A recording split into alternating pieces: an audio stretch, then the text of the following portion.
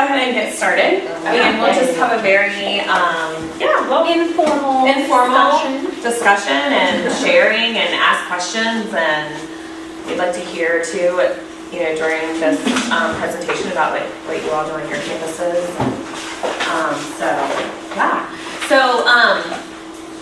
Thank you for being here this morning. I know there are lots of sessions that you can go to, but I'm Stacey Parker. I'm the director of the Center for Academic Achievement, and I'm here with two of my colleagues.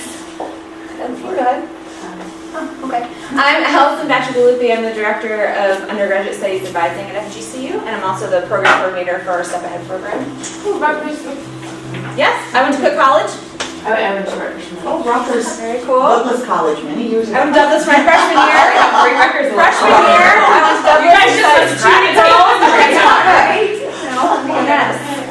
And I'm Ashley Langston. I'm the academic retention coordinator in our Center for Academic Achievement. And just so you know, for the handouts, they're in PowerPoint form, and we're obviously doing a Prezi, but all the slides should still match up to what you're going to see up here.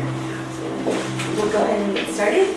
So some of the outcomes and what we really want to cover in this session is the evolution of our Summer Bridge program and how we worked through that over time, and then also how we established and identified the partnerships across campus to make it really a experience for the students inside and outside the classroom. We're going to talk about how we integrated our academic support services within the curriculum of the course for those students. And then we also just want to have a discussion with you all about what you're currently doing on your campus and just learn from each other as we go through this session. So briefly, a little bit about FGCU. Thankfully, we're all from the state system in one way or another, so we should have somewhat more of a familiarity of who we are and where we are than most people do. So we are located in Fort Myers, Florida. Yes, it is very pretty. Our campus looks exactly the same everywhere you go, which makes being a visitor really challenging or a new student, but it is really nice, has a lot of continuity.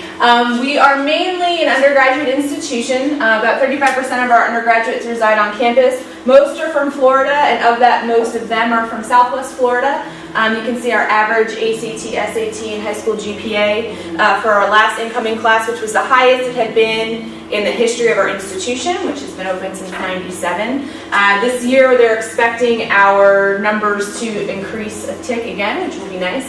We are a service and environmentally sustainable focused institution, so those are two very important tenets of our university mission. All of our students are required to do service learning, and all of our students are required to take an environmental sustainability focused class as an upper level student. So to just kind of lay kind of a contextual framework as to kind of the basis of our Summer Bridge program, and you'll see these threads woven through the progression of the changes in that program. And I know that I'm talking amongst colleagues, so all of you know that, looking at first year student success and getting them engaged and providing those co-curricular, both inside, outside of the classroom learning experiences to help them be successful, getting them connected early on, using indicators such as high school GPA and test scores to identify students on the front end. And we do that to help identify our students who are in our Step Ahead program, and that's what our Summer Bridge program is called, is Step Ahead.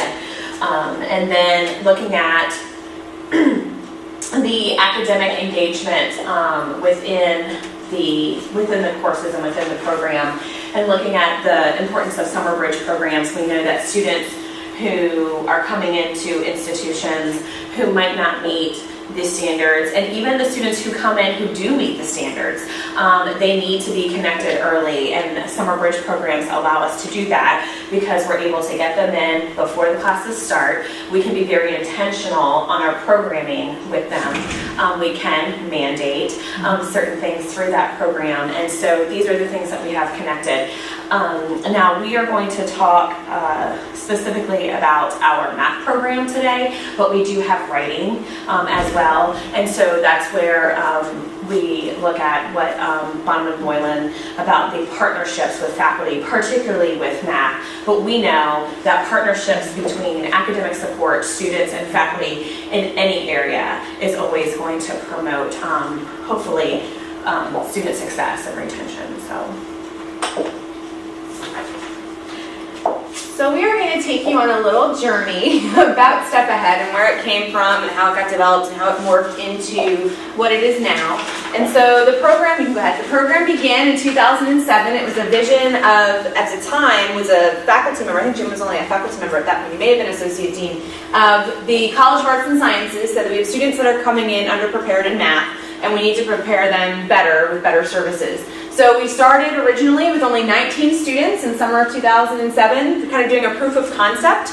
Let's see if this actually works, and we were only about 10 years into our history at that point. So you can see the average scores of the students coming in there. In that first summer, the students took MAT, or MA 101 it was a Step Ahead workshop. They didn't get credit for it. It was just a math workshop course that they took that would then lead them into an intermediate algebra type level in the fall semester. And in the initial beginning, the students, and up until a certain point will tell you, the students also had to take the CPT as the kind of final exam, if you will, of the course, which was actually the back door to getting them out of remediation. If they passed the CPT, then they met the state standards for entry into the university. So in the initial beginning, we had proof of concept. We had a decent enough success rate to prove that we could do it probably better, but it was worth investigating more.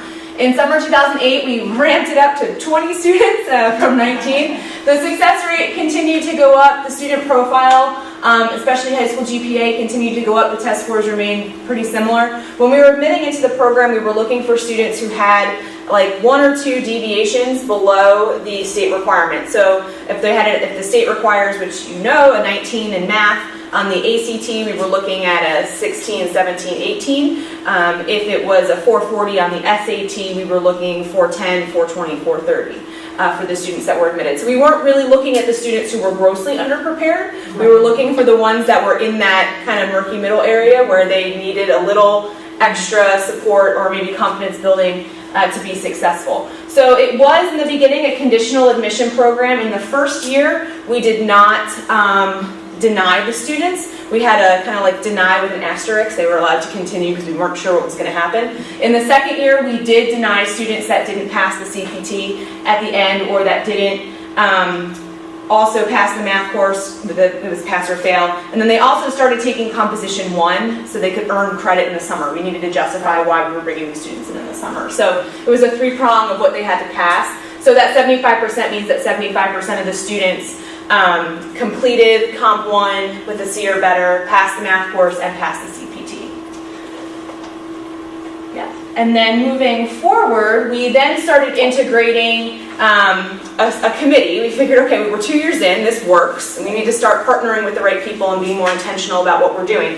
So we formed the Step Ahead Steering Committee, which was comprised of individuals such as myself, Stacey, our Associate Dean, who was the father of this program, representatives from admissions, from adaptive services, the faculty, so people from all over campus were involved in coming together, both from student affairs and academic affairs, to partner to talk about how we can improve this program.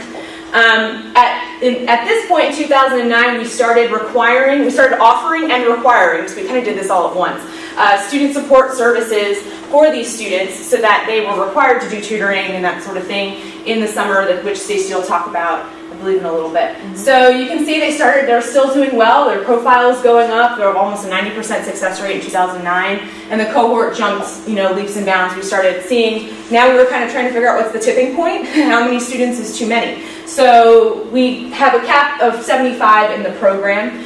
In 2010, we started to cohort their fall coursework as well. So they were doing, because what we were noticing is they were doing really well in the summer, and we really noticed it with the 2009 cohort. They were doing really well in the summer, and then they would get to the fall and stumble, because we kind of support, and then dropped them off. So we decided to implement the model where they were taking intermediate algebra together in the fall and then college algebra together in the spring to continue that progression with the same instructor and with the recommendation that those same support networks were in place. So that was through 2010, bless you. And then the Step Ahead Steering Committee, like we mentioned, this is who they were comprised of. It really is a year-long effort that we do. We never really stop talking about Step Ahead. We're either in the planning phase, the action phase, the decompression phase, then back to planning. So we really do have a pretty cyclical routine with this committee. We talk about how the students did, we talk about what we could do better and the types of services that we could better offer for the students. And that was how the idea to start offering a writing portion for this program, which started this last summer, came about as well. So it really has, in terms of the collaboration component of it, having the committee has really been helpful for our success with the program. And so talking about the academic engagement, so just to also give you some background and historical perspective. So at the time that we started increasing the academic engagement and making that a part of the Step Ahead program, there were also things that the institution was doing because we had to be able to support this.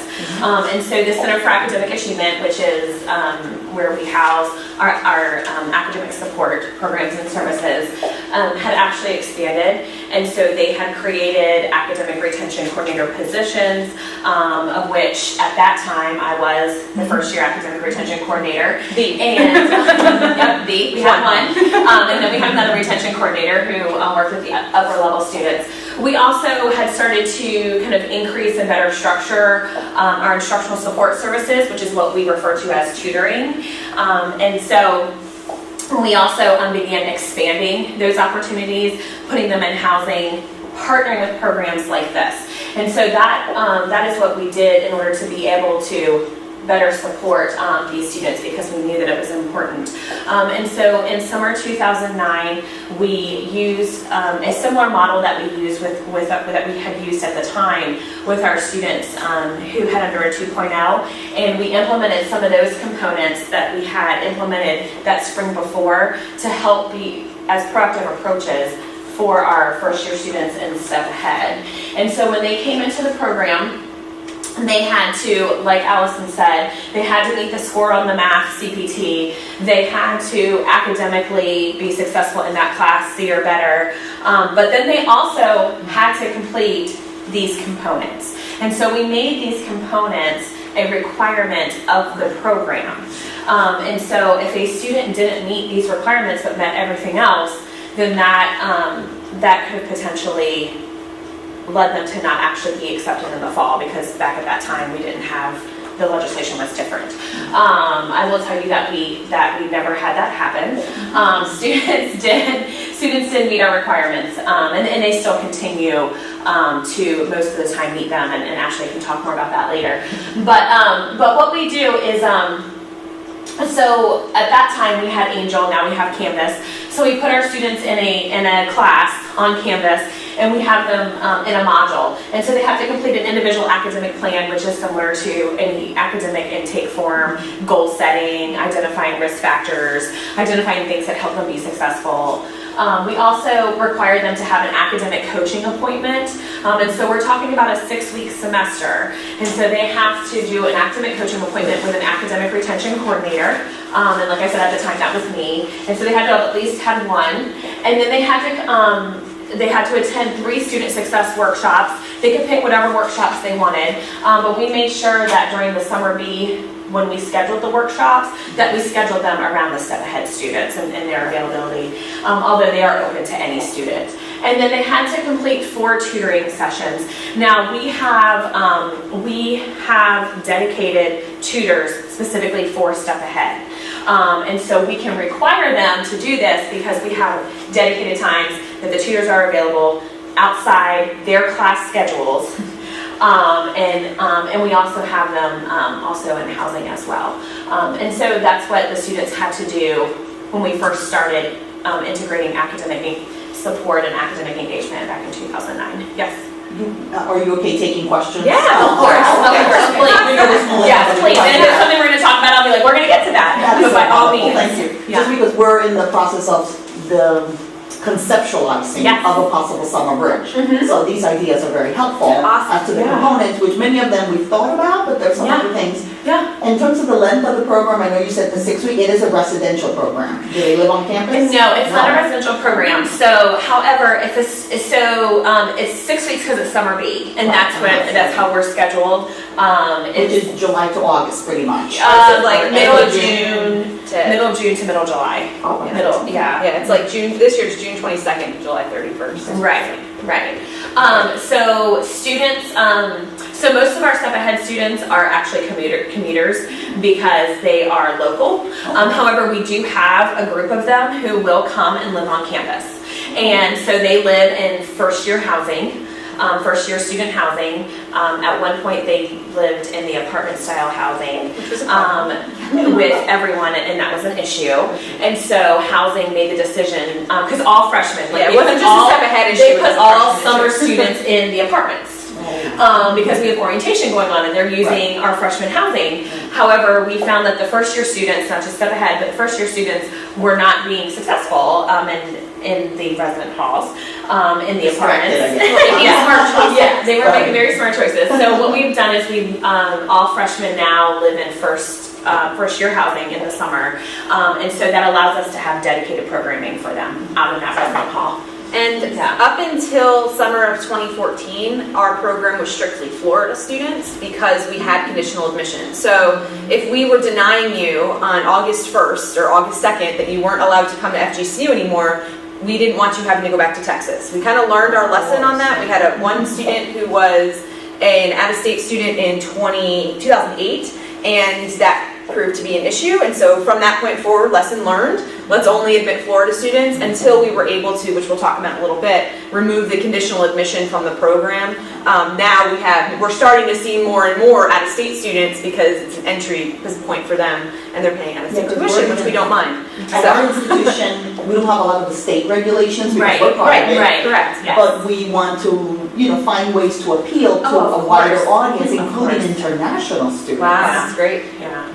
But then there are challenges. I mean, if they come, it's almost like the program has to be where they stay. They can't go home. Right. If they're here for the summer, we have to be able to accommodate them to stay into the fall. Right. So that would probably be their packaging. Right. How you package the program and package the components of the program and the pricing of the program, because you all have that freedom to be able to do that. Whereas they're paying tuition and they're going to pay the housing fee, and we don't see any of that. So, but we are funding. So my department funds the instructional support.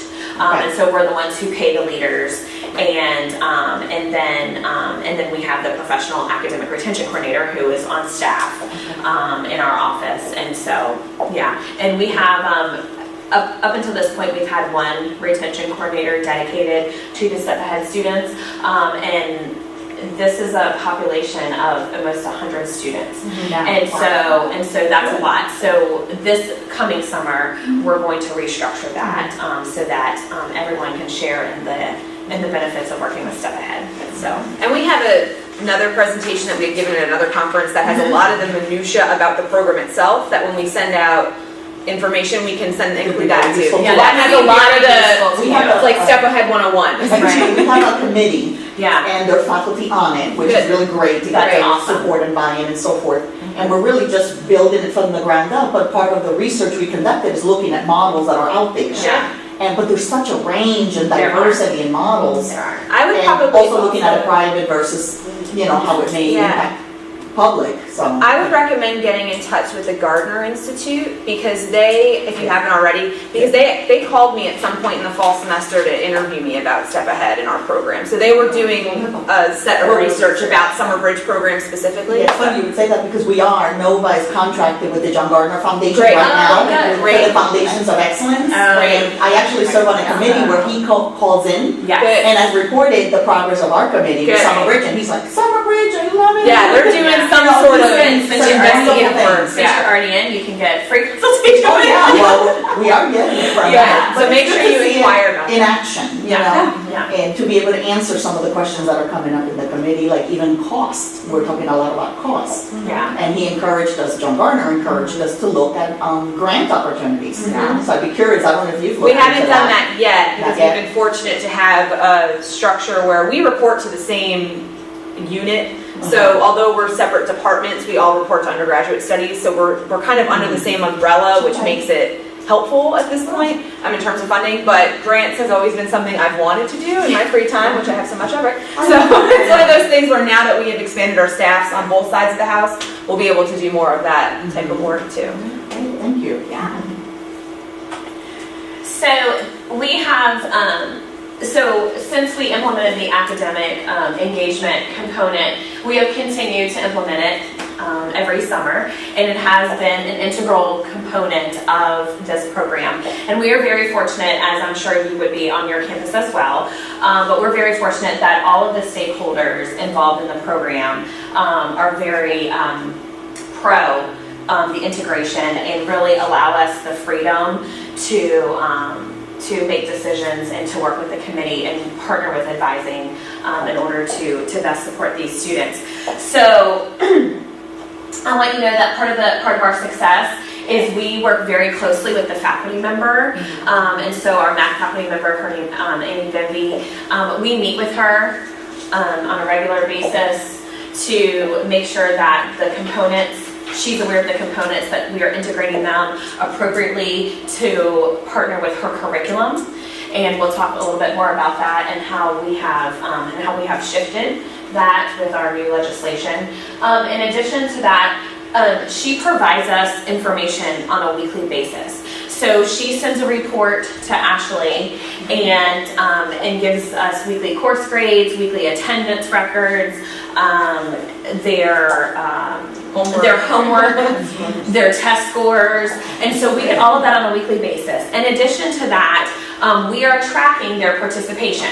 So we track what workshops they've gone to, how many tutoring sessions they've gone to, if they've met with their retention coordinator, if they've done their Canvas module. And so we track all of that. And so it's very intrusive interactions with these students, because when we get a report weekly and we see where they've missed class, we're on the phone calling them and finding out what's going on. If they're missing appointments, we're on the phone calling them, finding what's going on. If they're not progressing through the program components the way that they need to be doing, we're emailing, we're calling, we're figuring out what is going on. And so we're very intrusive with these students, which is why they are really successful in the summer, and why we're looking at what we can do better in the fall.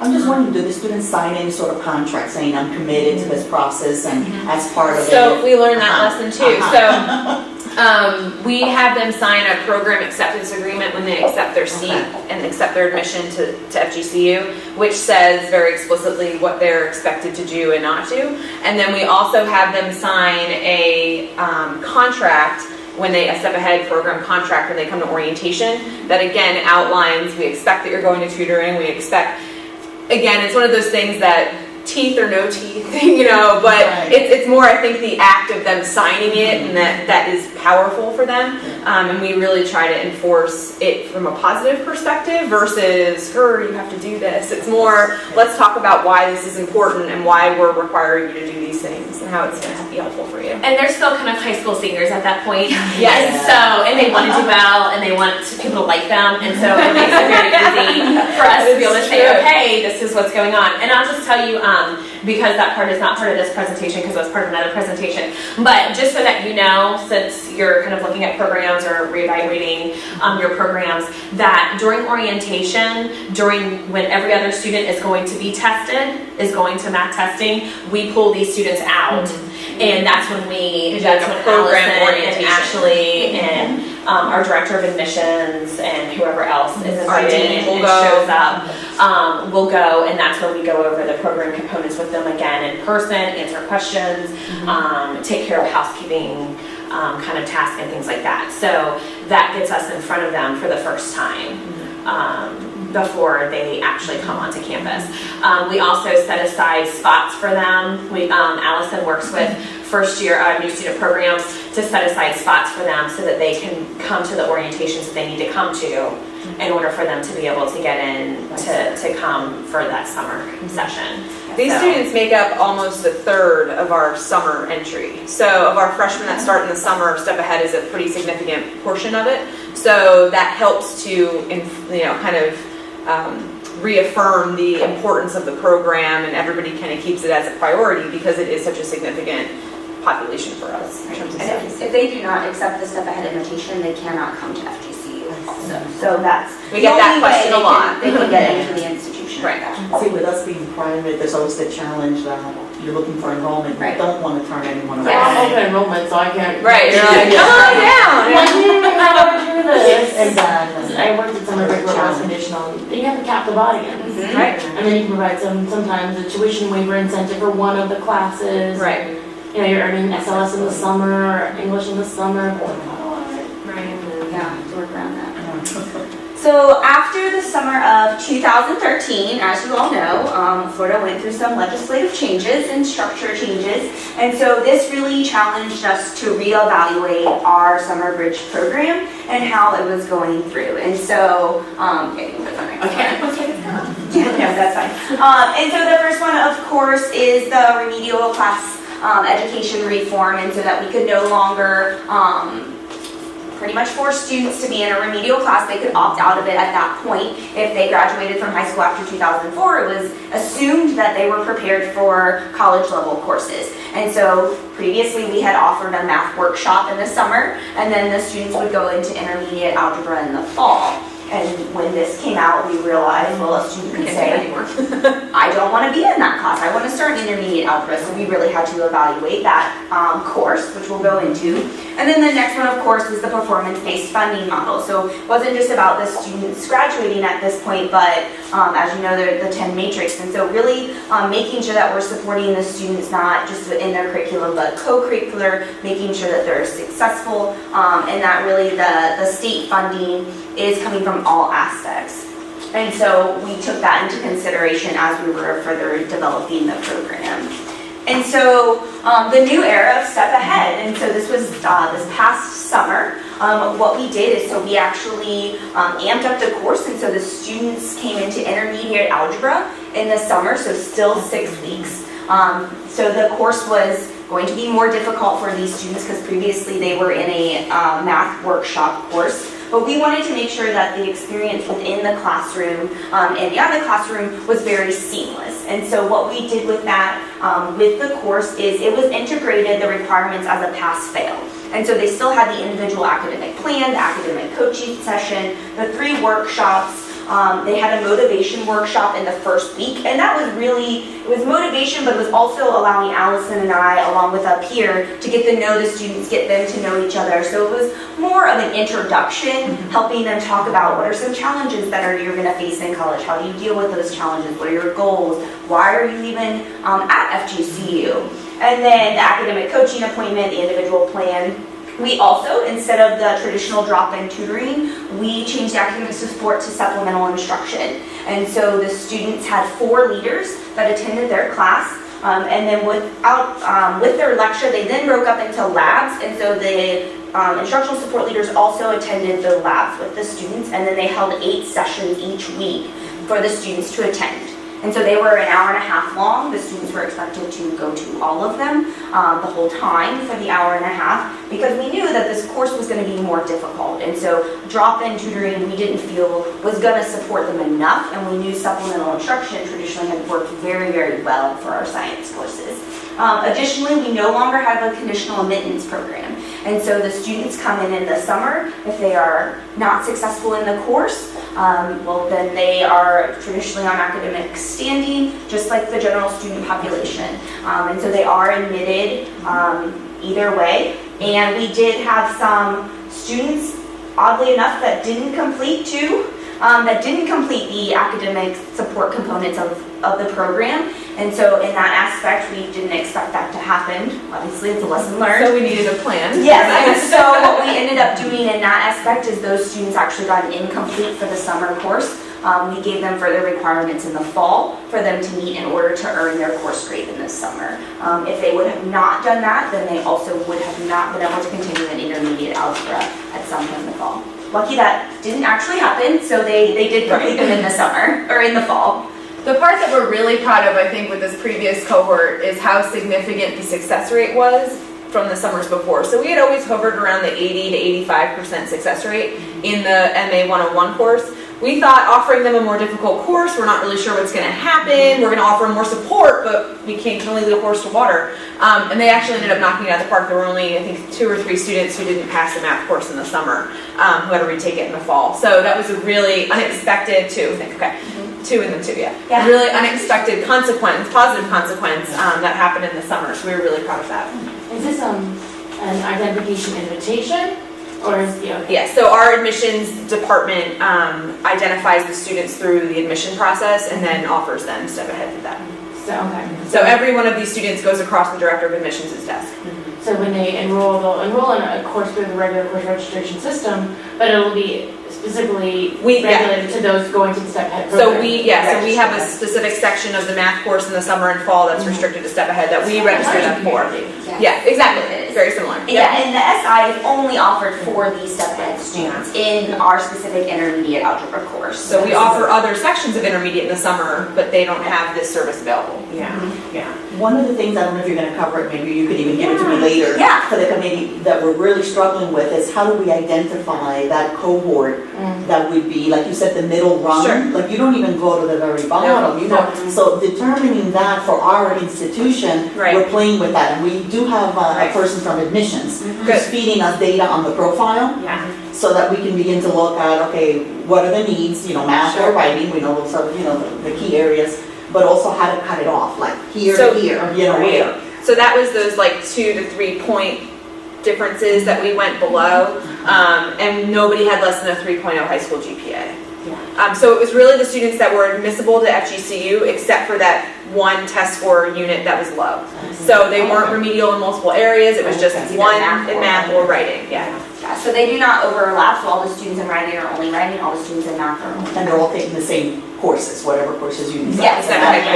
Yes. Some of them too take an additional course because they can get financial aid.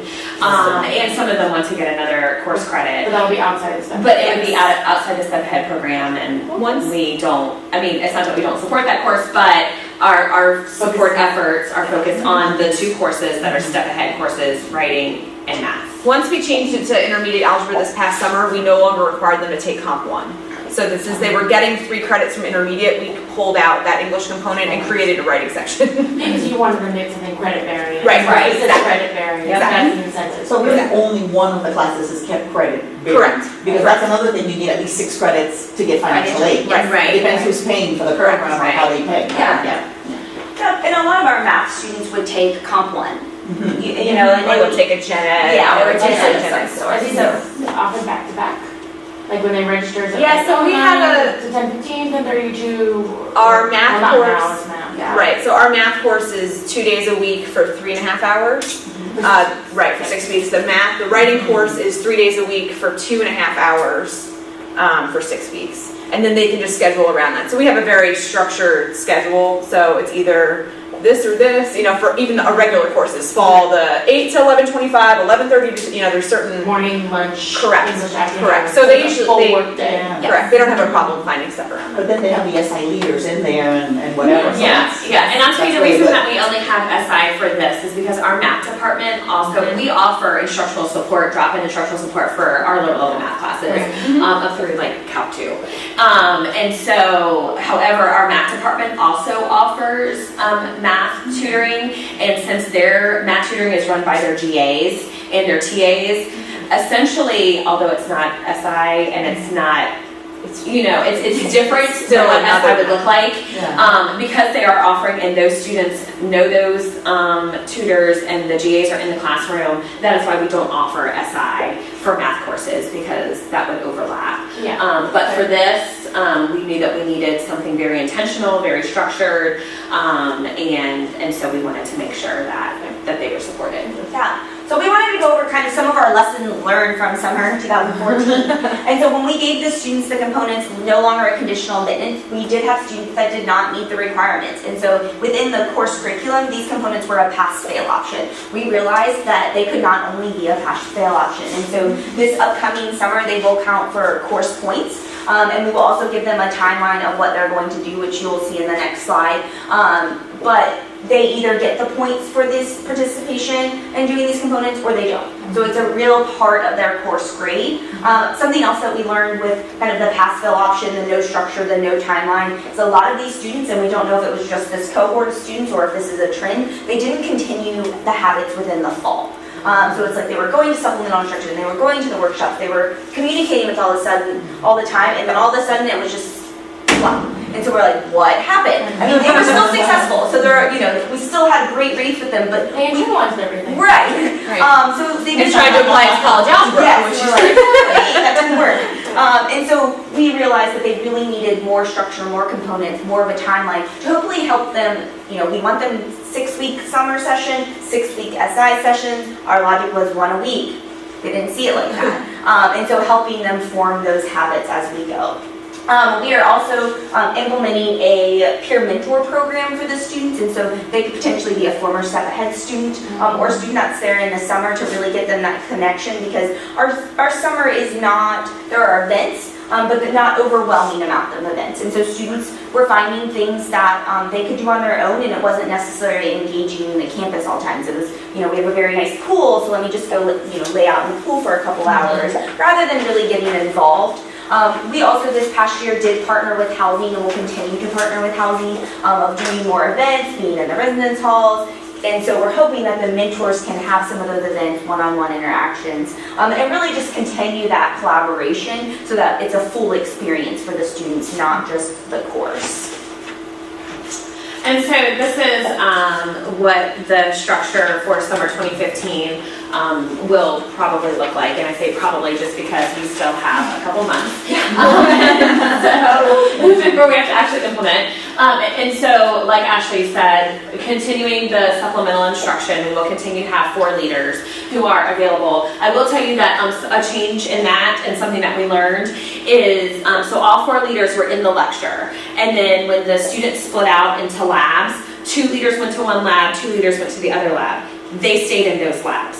They didn't switch. So what we're going to do, and so these students got to know these leaders, and these students got to know these leaders, but maybe these leaders weren't having sessions when these students could attend. Yeah. And so what we're going to do this year is have them switch every other lab or something, so that all of the students can really get to know, because lab is when the students are walking around, they're providing support. I will tell you also, in addition to the 4 SI leaders, there are TAs in these classes as well. Yeah. And so there are 4 TAs, there are 4 SI leaders, and there's a faculty member. This year they were. We'll have a cohort of 75. You did the entire cohort at a time. At a lecture. In a lecture. And then they broke off into the 35 labs. In previous iterations, when you did the English and math, did you do English, math, and then flip English, math, or did you do English, everyone math at the same time, or did you do 2 cohorts? So when they took comp with math, like when they had 2 courses, they would do the math at the same time, Tuesday, Thursday. Their comp was Monday, Wednesday, Friday. We had 1 math class and then 3 composition sections that all met at the same time. Yes. Yeah. Because obviously we couldn't have 75 students in the comp class. Yeah. That's fine. But you're doing that for math, but we have 8 other people in the room. Right. TAs and SI leaders. Right. So it's a lot of people. So each room has 5 and that's why we discussed putting the mentors in the room, but we decided not to do that. Because that would be way too many. And really the mentors, they're not the content experts. And so they're the more academic support, strategic academic coaching. And so when Ashley talked about that we're going to have benchmarks that they have to meet in order to gain their points for that week, these are the components that they have to complete. And then for the fall, we do implement supplemental instruction in the fall. We only have 1 SI leader. So we have 1 SI leader in the class for the fall semester to continue that, and students can go to SI or they can go to our drop-in. And so we will also integrate those course components into the course grade as well in the fall. I don't know where. Yep. Thank you so much. Thank you so much. And again, this is because of the partnership we have with this faculty member and how great she is. And I think that that's important. You have to have a faculty member who's willing to be flexible and is willing to take ideas and to hear ideas. I went to a session at FCLCA a couple years ago with the, I think it's the University of Arkansas, and they have mandated SI in one of their chemistry classes. And I know that mandating SI is taboo in a lot of areas. Doing SI also, but I think that you have to meet them where they are. One, we are being held to a standard as the institutions, and so you have to do what works for you and what works for your students. And so I have no problem mandating SI. I wish I will mandate it across campus if I ever get the opportunity. But they were mandating SI in chemistry, and that's where I learned about that concept and how they integrated it into the actual grade. And so, for example, this professor is going to make 100 points out of 1,000 for the academic engagement. So you don't do the academic engagement components, you're going to be deducted 100 points.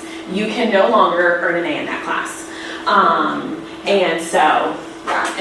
But she is great, and I regularly go to the class, math and writing.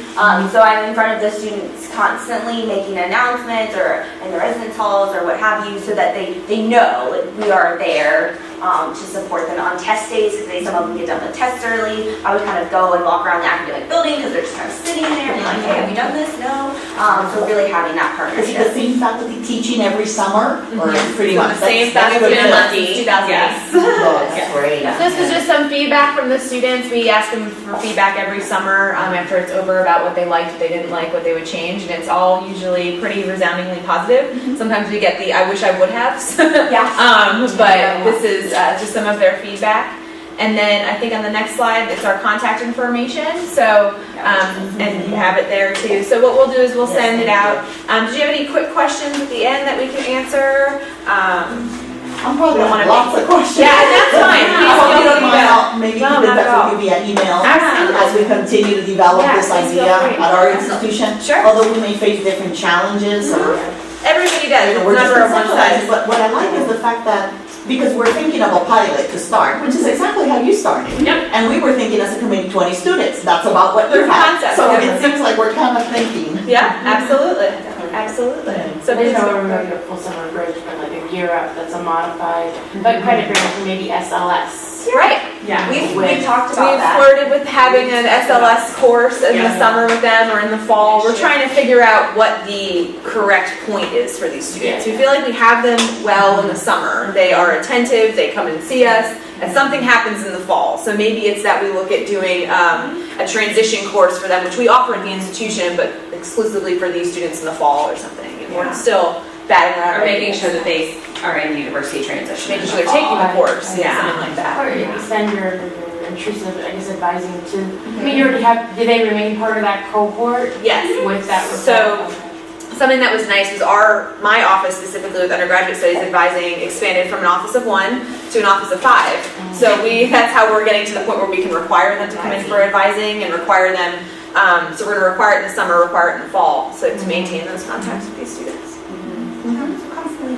Yes. And we have 3 retention coordinators now. Right. So we have 3 retention coordinators. We have an instructional support coordinator. So we too have also expanded.